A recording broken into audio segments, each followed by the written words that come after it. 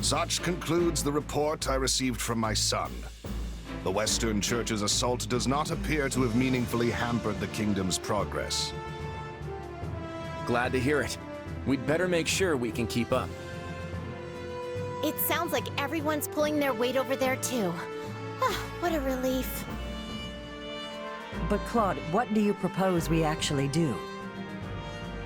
Crossing the Great Bridge of Murden will only land us square in Burgley's territory, home to the Empire's Minister of Military Affairs himself. I don't get how we can invade the Empire without losing a ton of people. Simple. We don't really invade. All we have to do is make it look like we will. I told Dimitri the same thing. Remember, Garrick Mach is the actual prize here. If we get dragged into a mud fight deep in their territory, pulling out won't be an option. The most important thing is convincing them they need to keep a nice, big flock of troops stationed to defend the Eastern Front. And how do we do that? How else? We use the many-headed snake. Ugh, gross. I don't like the sound of this. Don't worry, that's just the name of the strategy. It's an old trick they used to pull east of Fodlan. Imagine our army's a many-headed snake, striking at a bunch of different targets all at once. Meaning not just the Great Bridge of Murden, but every other bridge that spans the Aramid too. The second the Empire starts trying to sever any one head in particular, we pull it back and redouble our efforts from the others. A plan as arrogant and brazen as our leader himself, and yet an effective one to hear tell of it. At any rate, my opinion bears little weight in this chamber. I leave the decision to you. We need to consider all our options here. If we really do reclaim Garrick Mach, Fodlan will undoubtedly change. And when it does, our army needs the strength to greet whatever horizon awaits.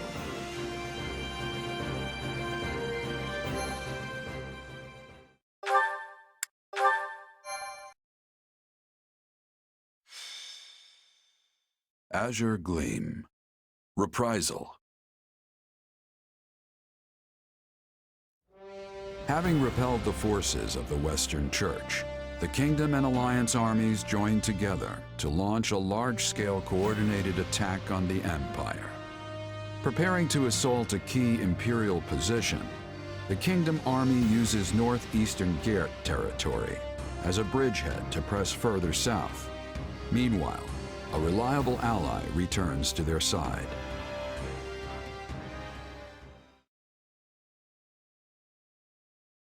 It's good to see you safely back, Rodrigue. I understand matters have begun to settle down in the West. They have. It took more than a few lengthy inquiries, but I believe we finally excised the foul seed of discord from our soil. And the changes at the top of houses Gideon, Mateus, and Elidor should ensure it never takes root again. So they're keeping their territories then? I would have expected us to remove them completely after what they did. Such is easier said than done. Our prior situation with House Kleiman took time as well. Yes.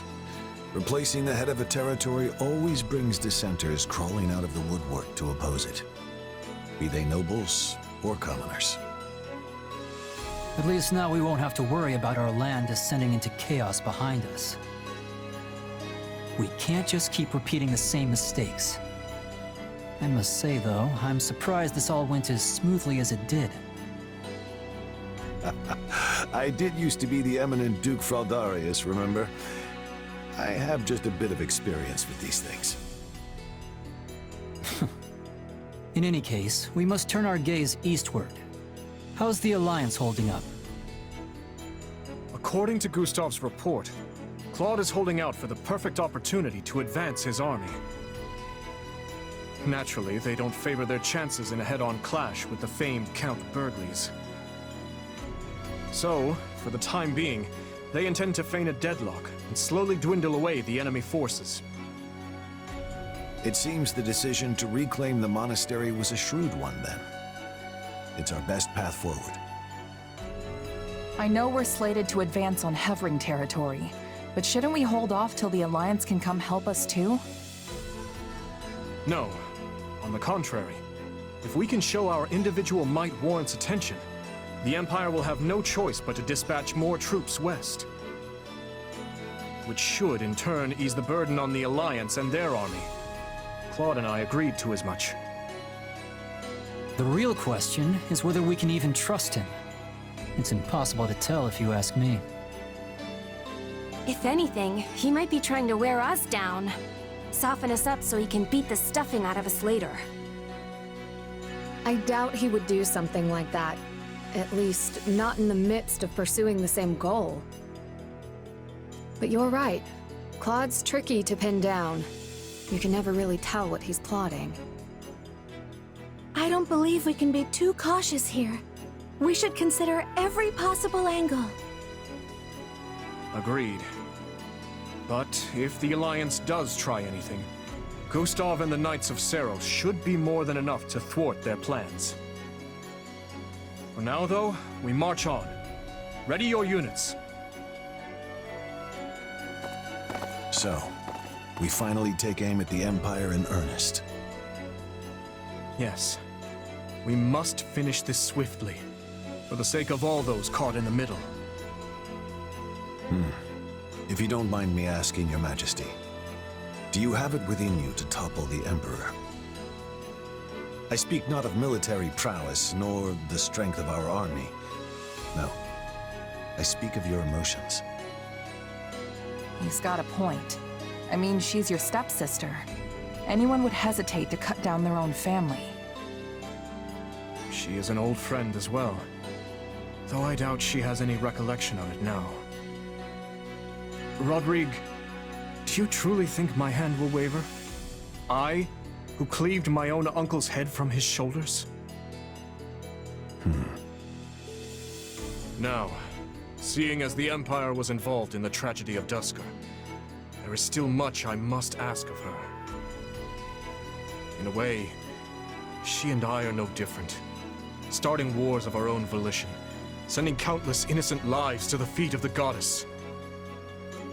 However noble one's reasoning may be, a deed like that cannot go unpunished. And if she refuses to yield, then as a king, and one seeking revenge at that, I will take her life. I'm pleased to hear it. Ah, that reminds me.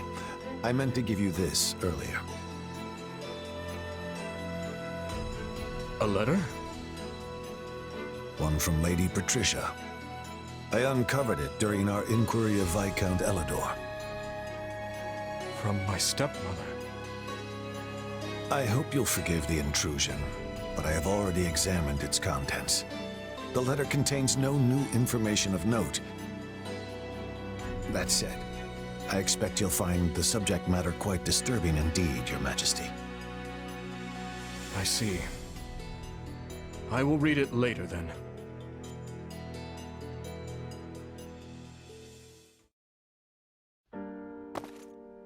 Oh, Dimitri. Have you read that letter from your stepmom yet? Yes, I have. It was a missive requesting the then Viscount Elidor's cooperation in her conspiracy against my father. She claimed he would have much to gain from the king's elimination, all while shrewdly expressing sympathy with his objections to the reforms. I had it investigated for signs of forgery as a precaution, but such a search returned nothing. The letter is authentic. Meaning your stepmom was a willing participant in the tragedy of Duscur. She sent so many to die, and would have done the same to her own stepson if all had gone according to plan. All out of the desire to see her daughter again, or so Cornelius said. The wretch's words deserve little weight, but I believe she spoke true. In every memory I hold of my stepmother, she was always looking past me, as if the one she truly cared for was somewhere else entirely. That's horrible. I never knew my real mom, but the woman who adopted me loved me with all her heart. That's how it should be. It was horrible, yes. But what of it? There is no guarantee a parent will come to love their child. Still, being faced with such plain evidence of her crimes is a difficult thing to come to terms with. I had once thought her among those I would avenge. Yet now she lies squarely in the path of my fury. Pretty heavy stuff, yeah. I can tell you're troubled as well. You can see straight through me, huh? Guess that's what 3 years together will do. It's Myson, that dark mage from before. He was familiar with my power somehow. And yeah, I know you said you trust me, but I'm not so sure I even trust myself anymore. I just can't stand not knowing the truth. Who am I, really? No matter what answer awaits, I will continue to place my trust in you. That hasn't changed. But what if I transform and attack you? I would do whatever I must to restrain you, naturally. Failing that, I'd... Forgive me. It helps no one to utter such words. It's fine. If nothing else, the threat of death is good motivation for me to get this power under control. Have you lost your mind? It almost sounds like you'd be okay with him killing you. I don't want to die, of course. But if it was between that and killing a friend, I know which one I'd pick.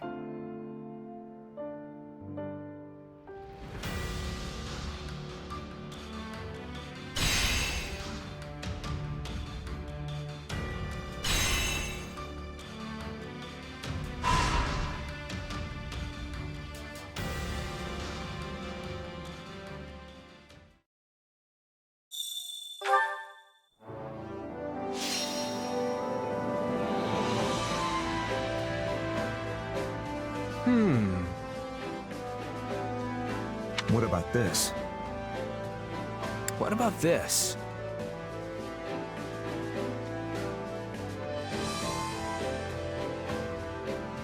What do you think of this?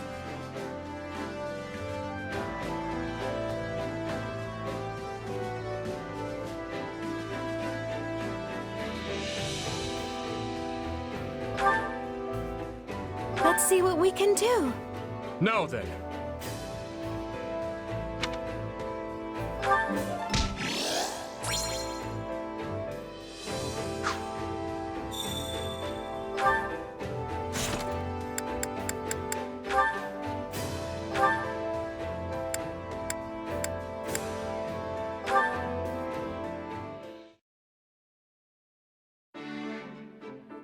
Hey, Rodrigue. You got a sec? What's the matter? You look troubled. Well, we ended up spending most of this winter out on the battlefield. So I was thinking, if we put an end to the war before next winter rolls around, maybe we could all go back north and... And? Speak plainly. I want to have a snowball fight. Dimitri said that's how all the kids in Fargus play during the winter. Figure it would be good to try at least once now that I'm living here in the kingdom. Ha ha ha! Yes, a fine idea. The sport's rather profound, if I do say so myself. Dividing into factions and formulating strategies makes it just as much a battle of minds as it does one of hurled snow. Hold on, strategy? This sounds kinda intense for a kid's game. It is. When we were still in the throes of our youth, Lambert, Matthias, and I faced off in such a contest. With our squires in tow, we traveled to the northern mountains to do battle. Hey, that sounds like fun. So what happened? I was the first to fall. I hid in the shadows, biding my time and observing the enemy's movements until the moment was right to strike. And yet, such an opportunity never came. While his subordinates fought freely in the open, His Majesty launched a surprise attack on my position. Unfortunately, my men and I were unable to land even a single blow on him. Our defeat was a matter of course. Now I know where Dmitri gets his tendency to rush into battle alone. Like father, like son, huh? Indeed. Still, it's difficult to feel wronged when you've been defeated in such a swift and skillful manner. My downfall left only Lambert and the Margrave, a man notorious for his rotten character even as a child. His strategy was not to attack outright, but to prepare an ambush for His Majesty in one of the more densely wooded groves. Seriously? All that for just a snowball fight? No wonder Sylvain is so cunning. Anyway, what happened next? We were all familiar with Matthias's ignoble tactics, so His Majesty was careful to avoid the cowardly ambush which had been laid for him. At last, just as the opposing generals were staring each other down, Gunnar, the current Count Galatea and noble, many years our senior, emerged from the wood to put a stop to it.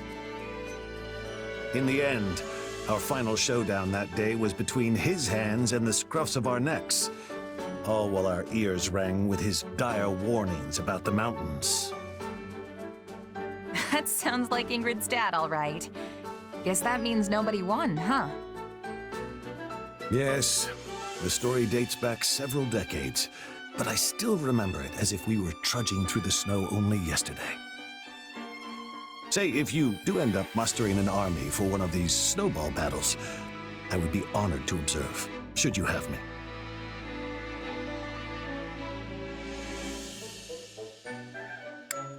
Why don't you join us? As one of the combatants, I mean. I'm sure Dmitri and the Margrave won't mind.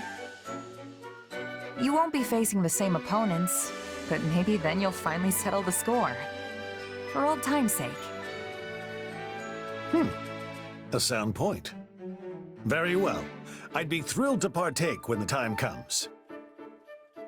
You know, of late I've been dreading the coming winter, but now I feel I may actually look forward to it.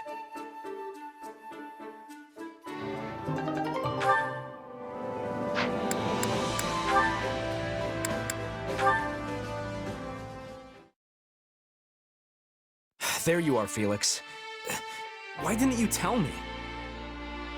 Tell you what? About the fight you got into the other day with those soldiers. Oh, that. Don't worry, I won't do it again. One of my men told me the whole story of what actually went down. Apparently, one of your soldiers was mocking the heir of House Gautier, who just so happens to be me.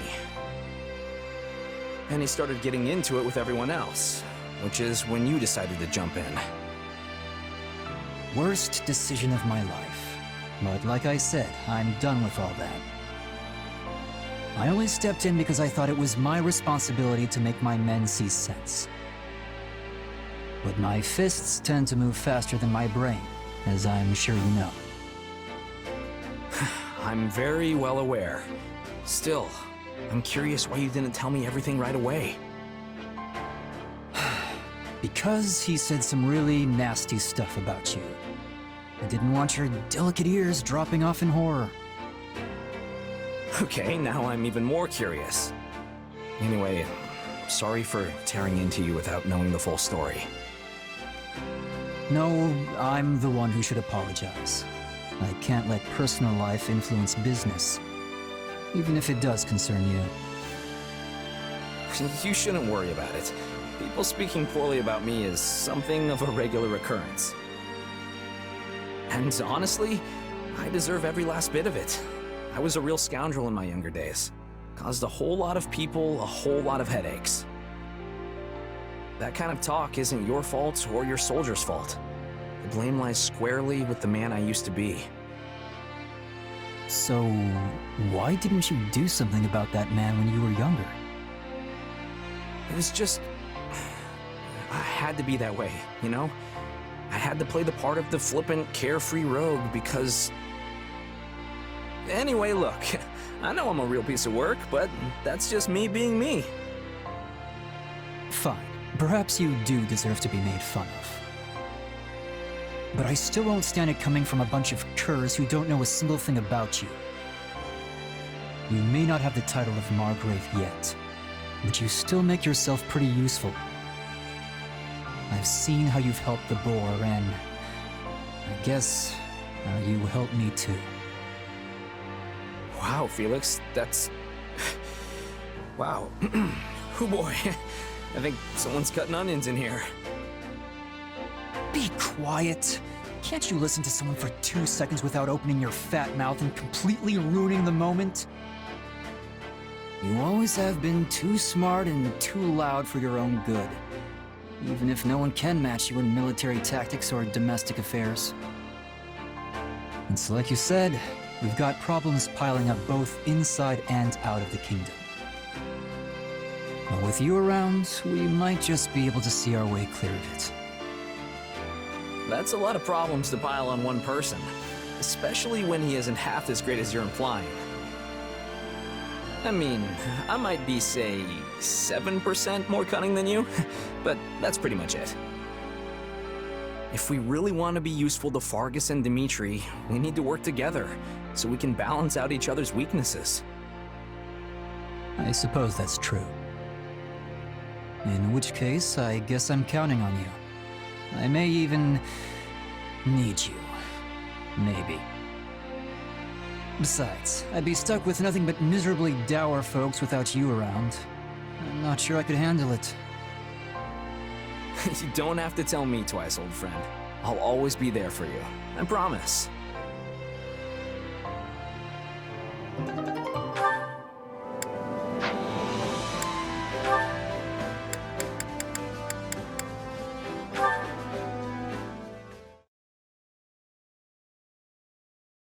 Here you go, Cully. As promised. This feels a little light. You run into trouble moving the merchandise? Sure did. With all the fighting lately, even the noble folk are getting real selective about who they do business with. Well, nothing to be done for that. Our competitors certainly won't back down, so we can't afford to either. I'll think of something. Might involve crossing a dangerous bridge or three, but we'll work it out.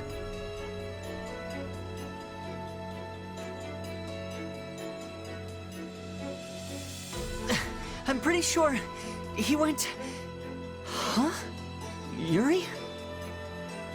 Well, if it isn't Ash. You seem out of breath. Am I really so charming?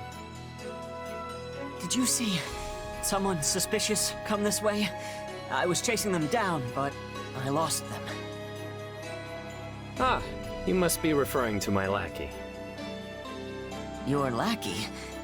Wait, what is that you're holding?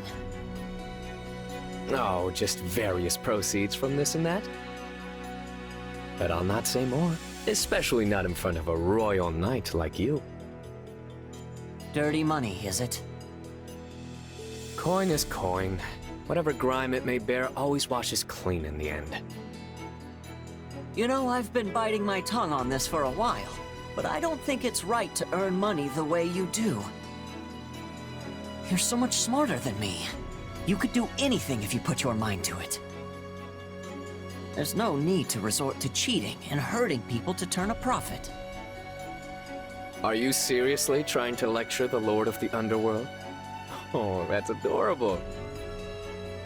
No one makes it through this life with clean hands. You should know that better than anyone. Sometimes you have to resort to just the most terrible things imaginable in order to feed your family. Am I right? How do you know about my past? I've never told anyone. No, I don't know.